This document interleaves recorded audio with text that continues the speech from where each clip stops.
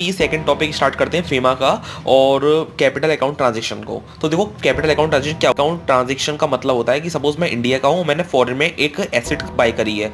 जरूरी नहीं है बाई करी हो मैंने, हो सकता है मैंने सेल करा हो, मैंने पहले कभी बाई करा हो और अब सेल कर रहा है। और एसेट एसेट भी खरीद सकता हूँ, एसेट भी खरीद सकता हूँ। एसेट का मतलब हो गया प्रॉपर्टी खरीद ली मैंने, या मैंने शेयर्स खरीद लिए, मैंने कोई इन्वेस्टमेंट कर लिया क्या या मैं ये भी कर सकता हूँ, मैंने लाइबिलिटी, मैंने कुछ लोन लिया है मैंने फॉरेन से, तो मैंने एक लाइबिलिटी क्रिएट कर ली है ना, ठीक है। ये लोन मैंने पे ऑफ किया है, तो ये भी मैंने लाइबिलिटी पे ऑफ करी, मैंने लाइबिलिटी कम कर ली। तो मतलब क्या है, मैंने एसेट और लाइबिलिटीज मैंने अल्टर करी हैं। इसकी डेफिनेशन का मतलब है एसेट और लाइबिलिटी अल्टर करना फॉरेन में, ठीक है। तो मींस एक transaction which alter the asset and liability outside India of PRI या इन इंडिया ऑफ पीआरओआई। अगर मैं इंडिया का बंदा हूँ तो मैंने आउटसाइड इंडिया में मैंने अल्टर करी है, या मैं बाहर का हूँ मैंने इंडिया में कुछ एसेट अल्टर करी है ना, एसेट लाइबिलिटी। तो इसका मतलब यही है कि means a transaction which alter the asset and liability outside India of PRI और इन इंडिया ऑफ पीआरओआई। तो ये कंप्लीट होता है डेफिनेशन कैपिटल अकाउंट।